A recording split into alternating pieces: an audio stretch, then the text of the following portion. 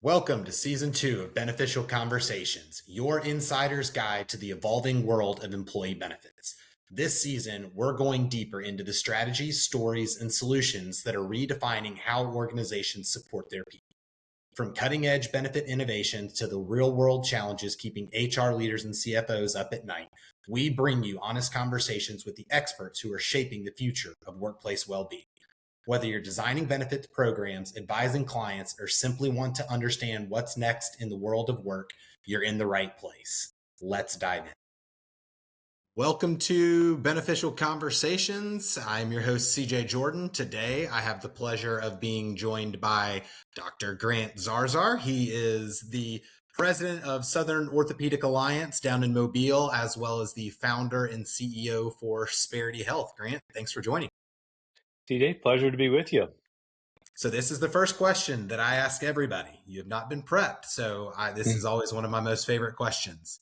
I need to hear about the best meal that you've had, we'll call it within recent memory. So it can be something you've done at home. I know you do a good bit of traveling, so maybe it was out on the road, and this can go in a lot of different directions. So I need to hear about your best meal.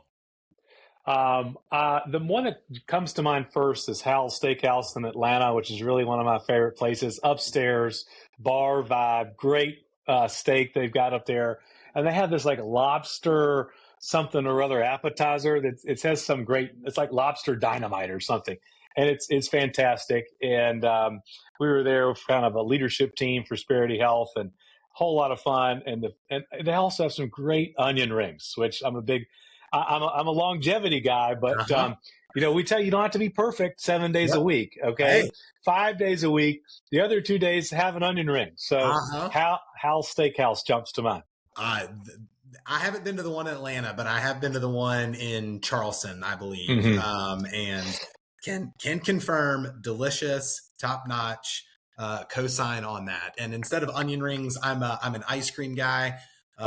It might happen maybe more than twice a week, but still, you got to balance it out with exercise, which I'm sure we'll get into here in a little bit. That's the best first question I've ever been asked, by the way. I love that. Keep that. Well, you get some different answers, and it's been fun. Some have been, hey, we were in Spain and had this great one. Some is, my significant other makes something that's great at home and we just enjoy that. So it's always just fun, and it's interesting to hear what people's best experience is when it comes to food, since I love it. Love it. So before we jump into everything, I mean, you've got kind of a lot going on. You're obviously a practicing surgeon, 650 joint replacements a year, which is just crazy to me. And then also, serving as president for Sperity Health. So I want to hear a little bit about, kind of your background, how you got into this, both maybe on the joint replacement side as well as the Sperity, and we'll kind of jump into all those things. So give me a little background. Yeah. So born and raised in Mobile, and went to medical school down here in South Alabama. And, I got some perspective in life when I got in to medical school, which, I wasn't the first person they accepted, but luckily they did take me. I had interviewed all these other professionals, whether it be lawyers or doctors or hospital administrators, on their biggest regrets. And the one common regret they kept saying was, if I could go back in time, I would have taken a gap year between college and any other school and go travel the world. Mm-hmm. And I said, that's great, but I'm too anal retentive. I got a task. We're going to do the task. We don't delay things. Yep. We suffer now for gratification later. But enough people told me, and I said, what I'll do is I'll call the medical school and I'll say, thank you so much for letting me in. All these people have given me this advice. I just wanted to ask. I'm sure the answer is no. But if I asked for a deferment, what would you say? And they said, have a great year. We'll see you next year. And I said, uh-oh. And so I had to figure it out. And so I traveled around the world for a year learning about medicine all over the world. Russia, Thailand. Okay. So I started on a ranch in Montana, pushing cattle on horseback every day and building jackleg fence and branding baby calves, which is a very tough job, by the way. That's the hardest job I've ever had, is having to wrestle calves, hold them down while they're being branded. But I spent 3 months there and fly fishing till 10 o'clock at night after the work was done, and then went to Poland, Switzerland, Spain, Wow. Russia, Thailand, Australia, Tasmania, New Zealand, Tahiti.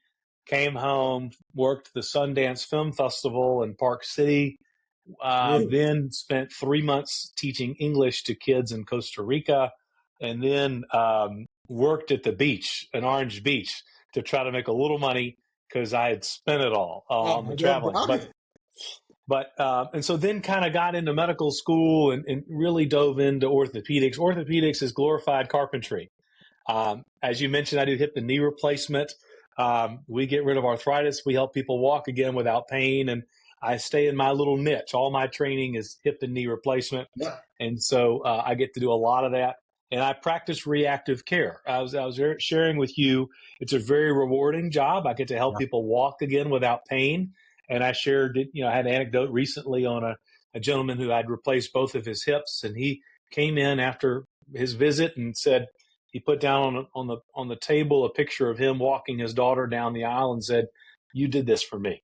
Love it. And so it's a really cool job, and we get people back to work. But I love reactive care, but I've really become passionate about proactive care. Yeah. We need both. The United States is very good at reactive care. Yeah. We're the best at reactive care. We are not the best at proactive care, is the That is a nicest fair way I can say assessment. it. Yes. Yeah. Slightly. And, insurance doesn't really cover a lot of proactive stuff. So Sperity Health has been kind of stewing in my mind for a decade. And my dad was an orthopedic surgeon, and we had some medical issues he battled, and I was kind of his quarterback, and going through the system was a mess. And Even as even somebody who knows the system, like for you. CJ, I had to leave my board exams, one of them 2 hours early, which is not great to help your percentage of passing to leave 2 hours early. But my dad said, we got to get to Johns Hopkins neurology, and they wouldn't see us for 3 months. And I had to take him through the emergency room in order to be seen. And, we had insurance, we had all this stuff, but the system, it's broken. And so I really learned that I wanted to drop out of what my schooling and just become an advocate for people to get through the process because it's so tough. Which doctor should I go see? When should I go see them? How do we judge good and great? Is it just a Google review or who your primary says, or is it more of a mix on fellowship trained, board certified, volume of cases done, outcomes, complication rate? And that's the answer is the second one. And so that was in my mind for a long time. And then, I have 4 kids, CJ, which means that there's never a dull moment at our house. Oldest is 11, youngest is 4. And I tell people our house every day at 5 o'clock, if you come and just knock on the door and open it, it's like the opening scene of Home Alone with all the kids running everywhere. There's kids, neighbors or kids are over there. Somehow we take care of all of them, and nobody knows where anybody is, but it's a lot of fun. And my oldest, I have a boy and 3 girls, and my boy is really the reason for Sperity Health existing. So Yeah. I'll kind of share, if you want, that story. As long as you're willing. Yeah. Yeah. I mean, when he was 2, first kid goes to school calls and says, something's wrong with your boy. And my first reaction was, nothing's wrong with my boy. He's fine. And he's been there 2 days. How do you know something's wrong with him? Yeah. And they said, no, speech delay, anxiety, ADHD. I was like, how do we know all this stuff already? So we go to a neurologist reluctantly. And that neurologist spent 45 seconds in the room with us. Yep. And then he quickly surmised and said, this boy needs to be on an antipsychotic every day for the rest of his life. He's never going to make it at regular school. Yeah. Heavy. Never going to make it at regular school. And mom, dad, buckle up. It's going to be a long, hard ride. Those were his 3 points. And my wife and I looked at each other and said, we don't accept this. Whatever this is, we don't accept it. And so he got diagnosed with moderate severity autism, which is a gut punch. And I learned nothing about that in medical school. Sure. I learned a lot about reactive care, but we didn't cover diet, sleep, exercise, No.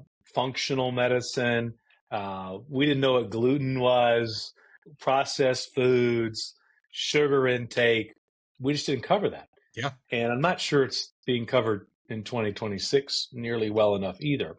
So I dove into the research and science and said, we're going to mitigate the symptoms as much as we can. And there's a lot of symptoms that kind of make this constellation toward autism. And so Wyatt doesn't eat gluten, which I will tell you, I didn't believe in not eating gluten. I told people, if you don't want your gluten, I'll eat your gluten. I was wrong. Some people Sure. can't eat it. Sure. So he is on a great diet. He gets great sleep, exercise. We have a functional medicine doctor. I didn't believe in functional medicine. I was wrong. Explain that a little bit, because I Yeah. don't know that the average person even quite understands maybe what a functional medicine doctor Yeah. is or is not. A functional medicine doctor is looking for a more holistic approach on solving problems than straight to a prescription. Sure. Now, Wyatt has one prescription that he takes, not 10, but there are great examples of prescriptions that you should take. Yes. There are great examples of medicines and vaccines you should take. Yes. That's another topic for another podcast. Yes. But so I don't want to come off as like, we don't do any medicines at our house. Correct. But we do great amount of supplements and vitamins, and we're trying to really energize your mitochondria, which are your functional powerhouse, your energy powerhouse for your cells. And they're really tied to aging and brain health and everything. So our functional medicine doctor, just a couple hours down the road, has been great on a more holistic approach to let's not just say take this and come back in 3 months. Yeah. So, and again, I didn't believe in functional medicine. I thought these are people that didn't know what they were doing, and our functional medicine doctor has been great. So, long story short, we started that process when he was 2. He's now 11, and each interval he keeps getting better. The big take-home point was 2 years ago, Christmas. The girls all say a blessing for Christmas dinner with the 6 of us, and Bree and I. And Wyatt never wanted to say one. He had too much kind of going on in his head. Yeah. But he had gotten to the improvement level. He goes, before we picked up our forks, he goes, I want to say a blessing. And we said, okay, buddy, sure. Let's say a blessing. He goes, dear God, thank you for a great day and all of our blessings. And remember those who don't have what we have. And Bree and I are crying, because this is a kid we didn't know. I'm like trying to hold it together even here. Yeah. Well, we didn't know this was a kid that ever talked in sentences, CJ. I mean, I remember him talking was such a big deal. And now the kid won't be quiet. So he's come a long way, and you're only as well as your sickest child. Yep. And to the point now where a few months ago, a behavioral psychologist saw him and said, that boy doesn't have autism. And I'm not saying we cured it. I'm not saying I can cure it. I'm just saying I'm convinced it's caused by imbalance between your gut to brain axis. You have 500 million neurons in your gut, second biggest collection of neurons outside of your brain by far. You are what you eat. We know this, and it is critically important for people to have the right diet for them, and that's why at Sperity Health we focus a lot on diet. So how that led into Sperity is what Sperity Health's mission in one sentence is we lower your risk of cancer, cardiovascular disease, and dementia by 50% based on data and science, not snake oil and Instagram, which is 80% of longevity is snake oil, in my opinion. So we fight that, but our North Star is data and science. Yeah. And we love helping employers. We are not a B2C company. We are a B2B company. It is harder to help employers because there's logistical challenges. Sure. But as you know, these employers have a line item for health insurance that they can't control right now, and they're looking for solutions. And we're here to tell them that prevention is the answer. Yeah. And I think you've even talked a little bit about medicine 3.0, right? And is that kind of talk me through, and you may have just described it if that's how you want to put a bow on that part, but you've talked a little bit about medicine 3.0 and talk me through a little bit about what that is and how it kind of, is part of the Sperity model. Yeah. I mean, the example is that medicine 2.0 is somebody's drowning in the river and you're trying to get them out of the river and save their life. Medicine 3.0 is we're upriver preventing them from falling in the first place. Yeah. So it's a totally different mindset. The problem is that our primary care system is inundated with people drowning in the river. Yep. We don't have time to go upriver. And so, and you look at these on the employer level, we focus a lot of solutions, point solutions, on high cost, sick patients and sick employees. What if we focused on low cost, low acuity people and prevented them from ever getting into that funnel of high cost, high acuity? And so that's where we live. And I'll tell you, these millennials, these Gen Z people who are a lot of the workforce now and who we're hiring, they don't want a Rolex when they retire. They want a Whoop band now. They want you to put a dry sauna in the office so they can lower the risk of dementia by using the dry sauna. So where the older generations like, tell me what my 401k is, what retirement benefits, blah, blah, blah. The younger generation is, tell me about quality of life. How are you going to support my quality? So a big piece of that is health. And I think a lot of us maybe realize too late that we've saved up lots of money. We're 65 and retiring, but we don't have the health to spend the wealth. That's so, you and I are going to like go on so many tangents, but I think that's the biggest thing. Like you can have all the money in the world, but if you can't move, you can't do anything, and you can't, get in the ground, with some of your grandkids, if that's an option, or you can't, like in my dad's case, he goes and he plays golf, 3 or 4 days a week. Like you can have all the money in the world, but if you can't move around to do anything, then like, what good is it? It's health span instead of lifespan. That's right. You've got to be proactive. Health span is the key. And I'm sure everybody knows lifespan is the number of years you're on the earth. Health span is the number of years you're happy and on the earth. And the average American circles the drain for 14 years. At 65, you lose your health span, where you start to deteriorate your quality of life, and then you pass away at 79. But for those 14 years, it's just increasingly worsening quality of life and pain. And my goal is not for you to live to be 200. It's to be 90. I want you to mow the grass the day before you pass away of natural causes at 90. Yeah. We want you active, like you say, traveling the world, hanging out with grandkids and great-grandkids. And I want you playing with them in the yard, not sitting in the rocking chair watching them. Yeah. No, 100%. So talk me through a little bit of Sperity's model, because there's a few different ways that y'all do things. So let's start with kind of the focused approach on the executive side, and then we can kind of funnel down from there. So y'all do have an executive model that gears towards maybe that C-suite level. What does that look like? Kind of explain some of that for me. Yeah. So, our biggest client, Southern Company, came to us a couple years ago. I mean, Sperity we're on our 3rd year now. And they said, we send our executives to another institution, think of Emory, Piedmont, Mayo Clinic, Cleveland Clinic. They have an executive physical program. Yeah. And listen, those institutions are very good at reactive care. Wonderful places to go get healthcare. It's hard to have a niche of proactive and reactive care. And so they would send their executives, level 10s and above, to one of them. They'd come home, and they have an ICU nurse on their benefits team at Southern Company. And she would say, how did it go? And they would say, doc said I was fine. Okay. What else was covered? How did we lower your risk of cancer? Did we talk about, not much, didn't really. What about cardiovascular disease? Did we get tips and tricks on nutrition or whatever? And they just said, come back next year and, participate again. And wasn't much discussion on that. So we see a huge opportunity, and we have 3 kind of ways that we stand out from everybody else, really.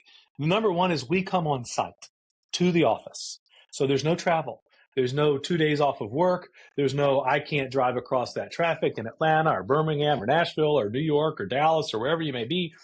People ask you, where do we go? Anywhere a plane goes is where we go. So we can take care of anybody, anywhere. And so coming on site's a big deal. And we spend about 2 hours to 2.5 hours with each executive. And they go 4 different stations in that 2.5 hour period. They rotate. There's a board certified internal medicine doctor, MD, expert in longevity care. nutritionists to go over your specialized nutrition plan. And also, we love putting the most powerful weight loss tool on the planet on you with the nutritionist. And we can talk about GLP-1s because that's not the answer. And I have a lot of thoughts on that, certainly from my orthopedic lens. Just Cliff Notes version, muscle mass is a problem. You lose all the muscle. You do lose fat, but that's not a great trade because you're going to become my hip fracture patient faster when you lose all your muscle. But we put a continuous glucose monitor for 1 month, and then our nutritionist is going to check in with that executive, going over their own data, teaching a man and woman to fish and gamifying their glucose, which is the most powerful. And just to give you a little quick, like what kind of things do you learn? Well, our nutritionist will go, CJ, looking at your data here, the last few nights, your glucose has been 130 all night, which means you're gaining weight all night. But 3 nights ago, it was 85, which means you lost weight all night. You were burning calories. Your body's kind of humming. What happened 3 nights ago? And you say, well, I stopped eating dinner, eating totally at 7 o'clock at night. I went on a walk with my wife for 20 minutes after work, and I went to bed about 9:30. And then you go, and you can see the wheels turn, and they go, maybe I should do that more often. And we're like, if you think that's a good idea, I mean, it looks like the data. So that's how we make it their idea, you know? So people need to see their own data. And so we love wearables and data. So we got the doctor, we got the nutritionist, then we have the exercise physiologist. We bring a treadmill into the office, give us a conference room, and we put you on the treadmill. So nobody has Close to see the blinds. Nobody has to see. We do private. Every visit is private. Okay. And some people say we don't want you on site. Rent a space nearby, and we do near site 2 blocks away, and we absolutely can do that. So the company has the option, but most people choose the on-site. But then you get on the treadmill for your VO2 max, which you wear a mask, and it gives you your oxygen carrying capacity of your lungs, which is the single greatest predictor in all-cause mortality. If you come up to me at the county fair and say, Grant, guess how long I'm going to live, and I only get to know one thing about you, I want to know your VO2 max. It tells me how well you'll get over the flu, the common cold, if you can climb a set of stairs, if you can outrun a bear, all those things. But when you do that test, it's 12 minutes. The first 8 minutes, you're walking on the treadmill. You're doing a great job. You're like, this is not that hard. Well, then the incline and the speed, and you're going to press the stop button at some point. Well, that gives us your score with the oxygen coming out, and we grade you from great to not great. And the first time I did it, a couple years ago, I got the very top of the very poor category. At least it wasn't the very bottom of the very bottom. I mean, yeah, exactly. It was, I mean, I was like, my God, I cut it out, the result, put it on my bathroom mirror. Now, I've since graduated to like the middle of the road. So I'm not here to tell you I'm perfect. I'm also not here to tell you I'm perfect on that eating, stopping at 7 p.m. Some nights I go to Hal's Steakhouse in Atlanta until 10 o'clock. And I tell people when I play golf, sometimes a whiskey front comes through and stalls on my foursome. So we are not a cult. We are not telling you have to be perfect. We're trying to beat yesterday and set realistic goals. But we're here to tell you that there are really some easy, realistic goals that can make a huge impact on cancer, cardiovascular disease, and dementia. So we've hit the 3, the doctor, the nutritionist, the exercise physiologist. The last person is the phlebotomist who draws your labs. And we had a phlebotomist this morning in Miami with a family that had us come down. Nobody likes getting their blood drawn, but I'll tell you who likes it the least, and that is the male species. We do not like it, but I will tell you how we tackle it. We hire the best phlebotomists who are the experts from the hospital on finding a vein. So that experience is the easiest blood draw you've ever had. And then we use those labs to calculate your biological age, to see all sorts of cardiovascular risk, brain health. And so that's our 2.5-hour experience. And then each quarter we connect with you throughout the year. So differentiator number 1 is we come on site with these great people. Number 2 is we don't do just one day for the year and you change your behavior for a week. We're going to connect throughout the year. We have a great app with a great dev team that is very good at making an engaging app that people actually use. All of your results are there. your Sperity score is there, your biological age is there, your VO2 max is there, communication with the doctor's there. And then each quarter, you talk to your doctor, the same one you met with in person on telehealth, to go over your health KPIs. And the third differentiator is data and science is our North Star. And so we don't suggest things. People go, tell me about peptides. It's always a hot topic. I will tell you, I read every article, every research. We're not there yet on the peptides. Could they be the future? They could. BPC 157 data this week, kind of weak on showing it help. Now, are there people who say, oh my God, my tennis elbow went away with BPC 157 and nothing else would work? Great. But we're not doing things that aren't supported by minimum 5-year data and science, peer-reviewed, double-blind literature. I think a lot of people are looking for this quarterback. They want to live longer, but they want to be smart about it. That's Sperity Health. Yeah. Well, and I like the data part is so important to me and having access to it. And I've said it before, because, I've been wearing a Whoop for 5 years, and you used the phrasing earlier, and I think it's right. It's a way to gamify the health, because you start to see, I mean, and the example that you used earlier, I did it about a month ago. I was just like, well, I want to kind of tweak some things, and I try to eat pretty healthy and, all that kind of stuff. But I did like a week where I said, I'm going to eat clean. I'm going to eat from 12. I'm going to stop at 6. That's just me and what I like to do. Planning out my meals, all that kind of stuff. And I mean, I saw my HRV spike way up.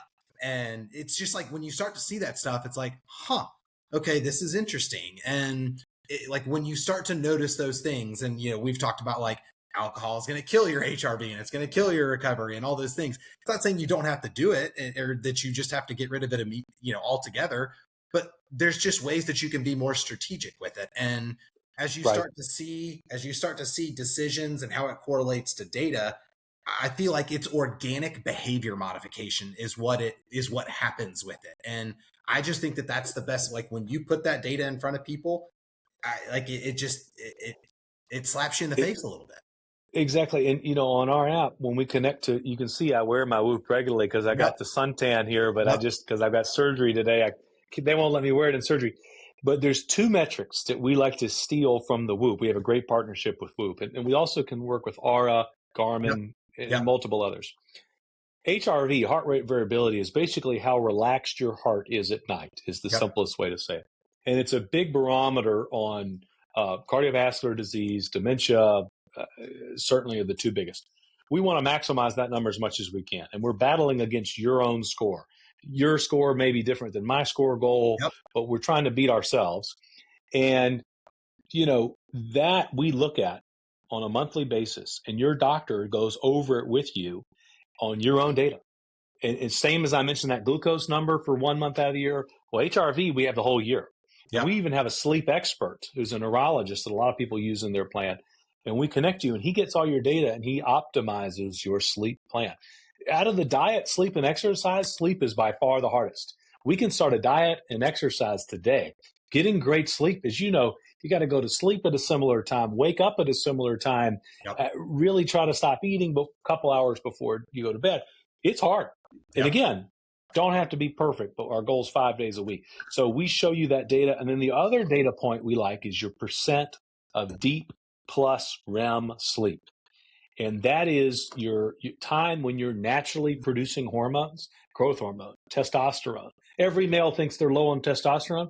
Get some more deep and REM sleep, and you can double your natural testosterone production, which is way better than getting it from an external source, because there's some side effects of that, and you're on it forever. So now, on the flip side, women's hormone replacement, about 85% of women over the age of 35 need some form of hormone replacement. We evaluate everyone's hormone levels and connect you with a hormone replacement doctor in your area, because they need it. And there were some bad studies in the 80s that said hormone replacement, which was synthetic at the time, could increase your risk of cancer. We now know it's biologic hormone replacement, and the relative increase in cancer risk is just microscopic, something to be evaluated. But I'll tell you, there are a lot of people close to me in my family that have had their lives completely changed in a very positive way by optimizing their hormones for females. So, big believers in that, and it's really underserved. The females, when they go to their doctor and their doctor says, "Oh, you don't need that," or "I don't believe in that," very frustrating. Sure. And so there's, I think, one important thing you had mentioned. Quarterly, you're going to talk with the same person there at Sperity, but I want to make sure I ask this the right way. You're not necessarily saying, or maybe you are. Will this be your primary care doctor moving forward, or should you do this kind of in conjunction with a primary care? What is your approach to that part? We are cancer, cardiovascular disease, Okay. and dementia. We are Yep. not primary care. I wanted to We make are sure not your we covered that. concierge doctor. Yeah, that's a very good point. You won't call us for a urinary tract infection or Yep. the flu. You still want your primary care. You should use your health insurance to pay that. Some people Yep. have a concierge doctor, which is a good option too. There are Yep. pros and cons. We call ourselves concierge longevity Yep. because we'll come on site and meet you where you are. And we tell people we're a form of key man life insurance where the payout is you don't die. I mean, I think that's a better At least payout. not for many of these factors. Well, and a lot of executives too, they want to keep working. A lot Yeah. of companies go, wow, we'd be lost without CJ. We'd be lost without Sue. Well, now they could work longer and because they're still healthy and they can take their vacation and go do things, but they get fulfillment at work and they get fulfillment at home because they're healthier. And Yeah. so we see that as a great way to keep a great executive team together because it's hard to replace the executive team. Yeah. But this does trickle down, and there are options that trickle down to the entire employer base. So Yeah. does the program that filters down to the entire employer base look a little bit different, or is it you're bringing all the same resources and things like that? What is the entire employer group plan look like? So just to give you a frame of reference, for the executive level, the plans usually start about $4,000 per person per year. Only engaged people. I don't believe in charging for people who don't use this. So I think that's PEPM. Is that the right per engaged per year? Yeah. Okay. Yeah, I guess. Yeah. Engaged. Yes. I don't know if I'm an orthopedic surgeon. My benefits team and my growth team would be shuddering that I'm even trying to say it. So you need to have them on next. But so we only charge $4,000. It goes up to 10, 11, 12, whatever you want to build. We build it custom. For the employee level, that plan is about $800 to $1,000 a year. Okay. But that includes the wearable, the CGM, the doctor visit, the exercise physiologist. It includes a lot. It doesn't have as much advanced imaging, advanced labs, and as many touch points. But it's very important to me that if we want to change health insurance premiums and stem the tide here, we've got to get the population. And as you know, the spouse a lot of times is really driving the cost. Yep. And so what we suggest is the employer cover the employee and the spouse gets a 10% discount, but the family decides to pay for the spouse. Mm-hmm. So now we have husband and wife working on diet, sleep, and exercise. Because if the husband's at home smoking, but the wife's trying to be healthy, that ain't going to work. Yeah. So we need to both dive into diet, sleep, exercise. And so we love putting them both through the program. We have several employers that do that. And we found that that's the way to move the needle. We get asked a lot on, tell me your ROI. Are you going to save us 5% overnight? We are not. It's going to take 16 months to bend the cost curve. Yeah. Prevention does not happen overnight. But I will tell you that, I'm on the medical advisory board for a company called Lantern, which is a really cool benefit for surgery. I've gotten to talk to a lot of benefits team leaders and a lot of CFOs. And the CFOs are the ones that will ask me about the ROI. Yeah. Because usually the benefits team is like, we get it. There's a great VOI here. You're either a believer in longevity, you're not. And the brass tacks guy comes in and I tell him about us or her, and I say, let me pause here where you tell me your idea to lower your health insurance premiums. And they're like, yeah, we're struggling. And so, your company's 20%, 30%, 40% trend. I had one of the 80% trend last year. They were a car dealership group in Fort Lauderdale. I was like, my 80%. So you can't afford the status quo anymore. Correct. Yeah, I think historically benefits teams like to be risk averse and not make major changes. You would know better than me, but I'm learning this. I'll tell you now, we got to make major change or we're in big trouble financially for these companies. So, but I would argue that you want to make a change that's based in data and science. And so we're not here to promise you the moon overnight. We're here to work alongside you and your team for a lasting change. And we like to lead with education. People go, how am I going to get people to do this? I'll tell you the secret sauce. Don't sign a contract with us. Don't sign a proposal. Just have us come talk to your employees for free. I'll come talk for free. 25 minutes. Yeah. The talk is called The Top 3 Ways You Can Live a Longer, Healthier Life Based on Data and Science. And at the end of the talk, we have questions, usually for another 25 minutes. And the last slide is a QR code. And it says, if you'd like your company to pursue something like this, have a quarterback for longevity care, just scan this code. And I always have the decision makers in the front row, and I tell them to turn around and look at all the phones in the air. And I go, have you seen this kind of engagement before? And they go, we have not. And we average about 82% of people that'll sign up and suggest. And so that's how we get the business is we say, don't sign up with us. If we can't earn it, we don't want it.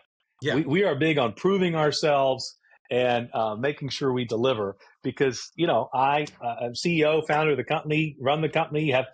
We don't have some outside entity with operational control telling us about margins and revenue goals. I got into healthcare to save the world. Don't tell me I can't.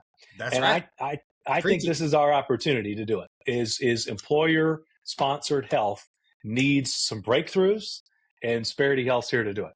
Well, and I think like a couple things, there's two ways to reduce, the cost of insurance, or there's two ways to impact your premiums, if you will. And that's how you pay for care and then how you use or how much you use care. So the only way to pay less for healthcare is to pay less for healthcare, which is a whole separate conversation around, and I would go on a rant about that. But the other way is to use the care less. And it's not to say that you shouldn't go get care. Like that's not what either of us are saying. But the more that you can, prevent it and the more that you can focus on getting healthier and stuff, the less likely you are going to have to use it. So, I mean, that's the way to bring down some of those costs is if you can create a healthier workforce, not only are they happier, but they're also more productive. And then more often than not, they're having to use care less. So again, like that's the whole premise, it sounds like, of what you're talking about. Yeah, I mean, hope is not a strategy. Right. And a lot of people, it's like, I hope that my employees don't use healthcare this year. And you're right. That is, they hope they don't stay with you very long because they're going to need it at some point. And, it's impossible to predict this stuff. And so I think I would argue that people have spent the last 10 years, 15 years with that strategy on, hey, let's just hope that, okay, we're going to get them to the best solutions we can, and then hopefully they won't use it that much and try to lower our costs. It hasn't worked. Yep. So I think we've exhausted that. I think it's time to lean into prevention. I will tell you, like we're in discussions with a lot of big employers that are working on a population health solution, and they ask us for competitors. And we don't really have any that do what we do. People bring up Function Health, which is great for labs. But you don't really get that eyeball to eyeball time, and you don't really get that follow through the year. So we kind of differentiate there. And then there are other solutions where you got to travel to them, and you can't really tell thousands of employees or hundreds of employees to go travel somewhere. So we really feel like we're in a unique position to be able to change some minds and change people toward this more proactive approach. And we have all sorts of great successes especially with just the CGM example. I could go on all day. So we think we stand out a little bit, but I'll tell you that we really love building a plan that the employer tells us they need, what their challenges are. Hey, our biggest spend's cardiovascular disease. We want to dive in on that. We got a problem. We have one company, 50% of their managers smoke. Yikes. That's problem. I mean, you got no chance. That company's going to go out of business because of health insurance premiums. So we are working on smoking cessation education. You would be shocked how few people have been told by their doctor to stop smoking. I mean, it's crazy. So we just educate them on why, and then you can see the wheels turning. I'll tell you another piece that people never see me again, just as kind of a take-home point. Tell your employees to start asking this question before they let any surgeon do a surgery on them. How many of these have you done? Big. And if the surgeon doesn't want to answer or gets offended, run out the door. Yep. But if they lean in and go, I do 650 of these a year, I help, low infection rate, low complication. This is my passion. I love people getting back to work. Here's all my information. Yeah. Then you're in the right spot. And you don't have to have a solution to help you do that. Just tell people, ask that question. Just implement that. Send that out as an email to your people. We endorse you asking your surgeon, any procedure you're going to have, how many of these do you do? And that'll cut your costs significantly because your complication rate will go down, your return to work faster. Obviously, there's more nuance. You can dive in a lot more than just that, but that's one of my favorites. And just real quick on that part, like, what's a good number? And it's probably going to vary depending on the surgery, but obviously the higher the frequency, the better. But is it, I guess, if they come back, what's a good number that they should be targeting or something along those? If there's something that, if somebody's listening and like, hey, I want to implement this, like, what's something good or a number or a percentage that they need to focus on? It varies by procedure. And so, I will tell you in the hip and knee replacement, you want somebody who does at least 300 a year. Yeah. Okay. I do 650. The average orthopedic surgeon does 28. Wow. So you don't want somebody who only does this once every other week. Right. I did 4 yesterday. I'll do 6 tomorrow. I mean, you want somebody who, now, I'm not the guy for shoulders, backs, elbows, feet. You don't want me. I won't do it. Yeah. I'm just hip and knee. So board certified, fellowship trained really matters. And I will tell you that we have a piece of Sperity Health called Right Doctor, Right Time that's included on every membership, employees, executives, everybody. And we also include spouses and for free. And we include kids for free because I'm a bad businessman and I just got into healthcare to save the world. But we help match people with physicians for their issues that their insurance accepts. So we include it on everybody. And because I'm just passionate, because it matters which doctor you go to. We're not all the same. It's just like any other field. There's some great ones. There's some bad ones. And we want to make sure you get to the great ones. But for each procedure, there's a kind of a number. But if you just simply ask the question, not knowing what the number would be, read the person's face. Yeah. And you'll know everything you need to know. Yeah, that's fair. And so, you had talked a little bit about kind of the CFO and they want the ROI, but I think the important thing to understand is the 3 areas that y'all are focusing on carry huge price tags in terms of if they hit a plan. And so I think like that's where the biggest thing is the ROI sometimes is probably difficult to count because if you're preventing it, then it's not hitting your plan. But like for let's take cardiovascular. I mean, those carry what type of price tags have y'all seen as of late? Oh man, ICU stay, and then all too often the most common first symptom of cardiovascular disease is sudden death. But if you make it with a widowmaker, I mean, you're talking $50,000, $100,000 for ICU stay. Obviously cancer diagnosis, and you start needing Keytruda or these other genetic modified solutions, immune modulated solutions for cancer disease. They're wonderful solutions. They're wonderfully expensive. Yeah. We want you to lose the number of your stop loss carrier. Yeah. That's what we're trying to accomplish. We want a number of times you're calling that person each year going, oh God, I need you again. And your number 1 spend is usually cardiovascular disease. Number 2 is cancer or inverse. Aon is a partner of ours, and we get that data. Now, number 3 spend is musculoskeletal care. We like that, orthopedics now.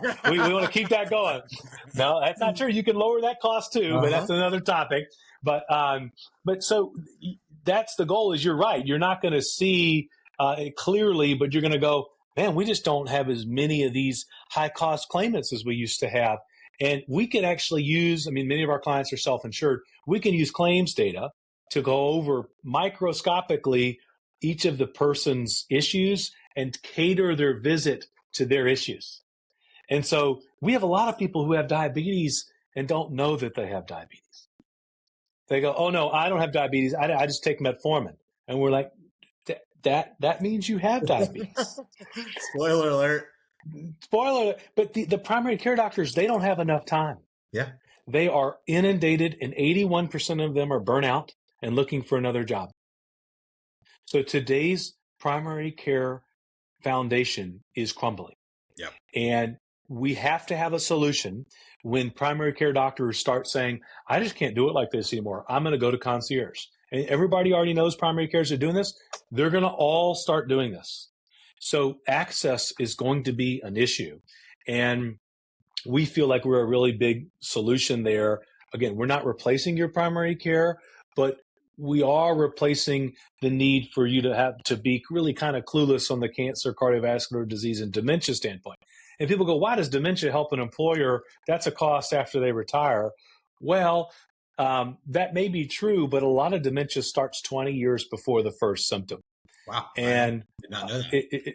We can actually do brain scans and see it 20 years early. And we can show you, here's your amyloid and tau deposition in your brain, and go, you don't have any symptoms yet, and this is reversible.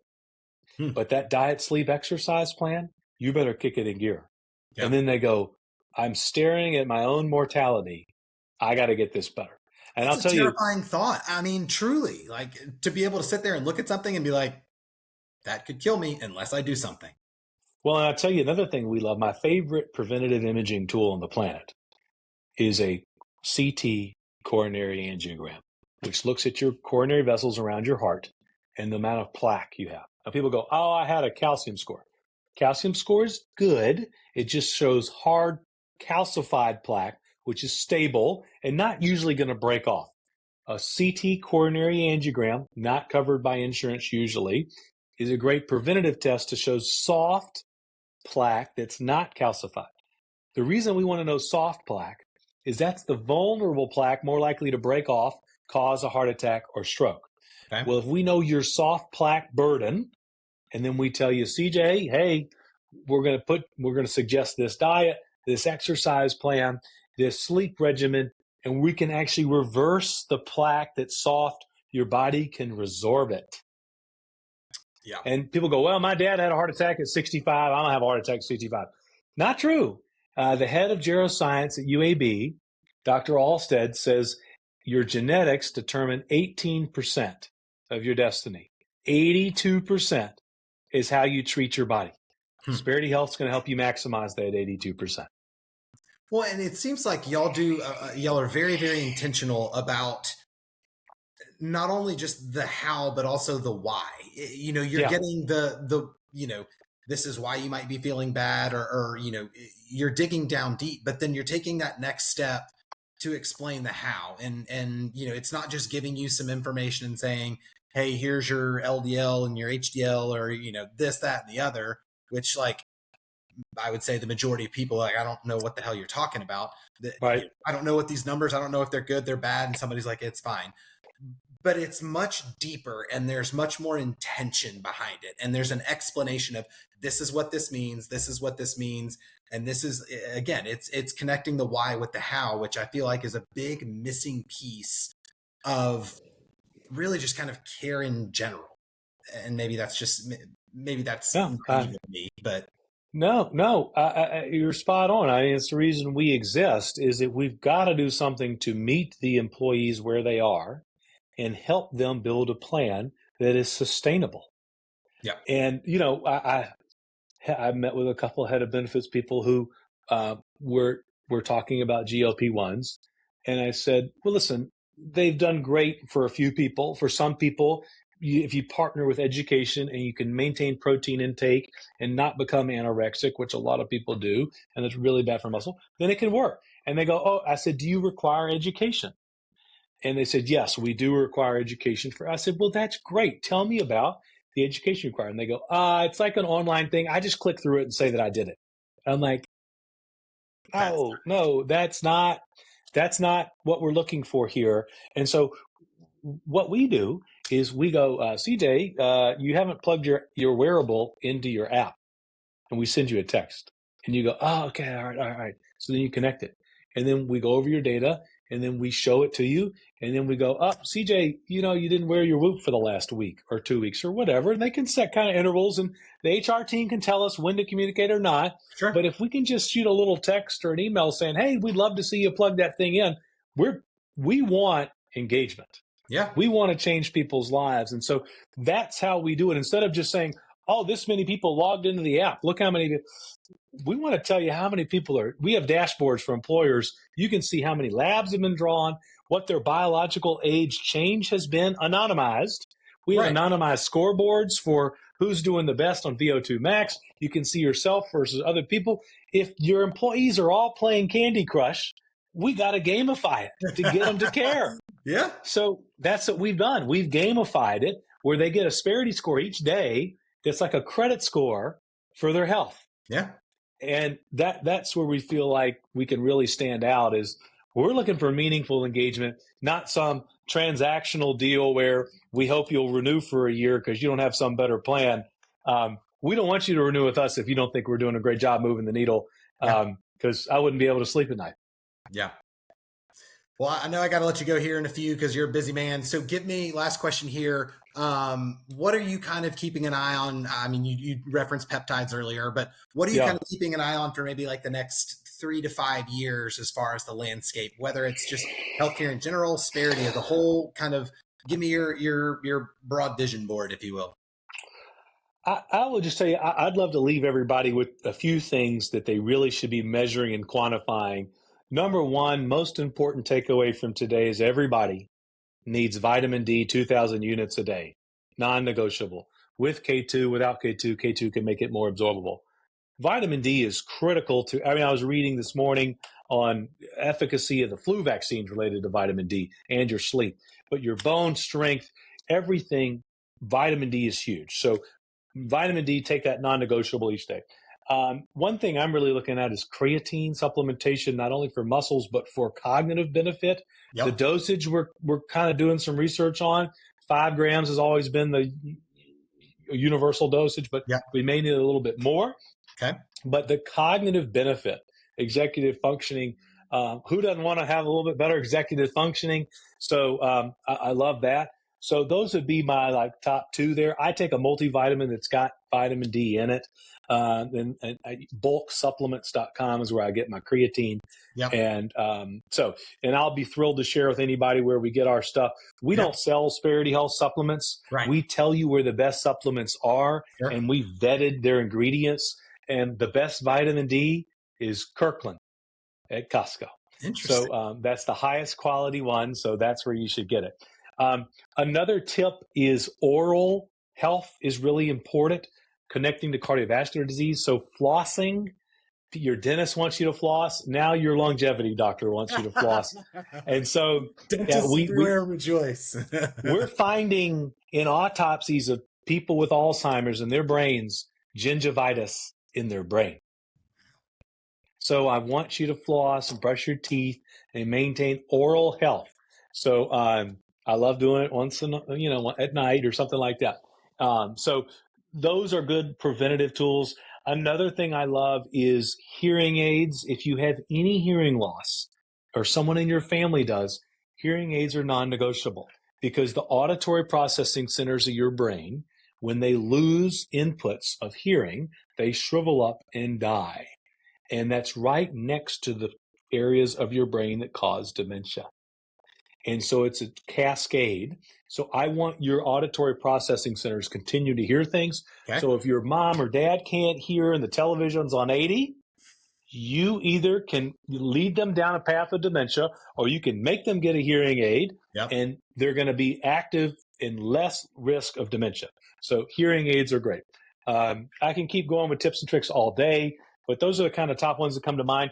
I just want people to know that it's not a foregone conclusion when your health span will end. It is in your hands, and Sperity Health would love to be the quarterback to help you maximize it because I can't think of a better way to spend your hard-earned money than maximizing your health span. So that's why we exist, and we're going to make sure that each dollar we spend on your behalf is going to be moving your longevity needle. God, this is so good. I mean, I know I could keep talking with you because I mean, you and I had a long conversation a few Yeah. weeks back, and we could keep going. But where do people find you? Where do people find Sperity Yeah. Health? How do they get in touch with the right people? You're probably not checking too many emails because you're doing too much stuff. But what's the best way to get in touch with y'all if they're curious or want to learn more? Yeah, I'm good at. I'll talk to them. They go, "Oh, do you have a business card?" I'm like, "No, I don't. I don't have." My team has that, and you're right. The best way to keep a secret from me is to send me an email. But my team checks their email. So sperityhealth.com. Sperity is like prosperity minus PRO. So Sperity, SPERITY, sperityhealth.com, and you can contact us. Everything else.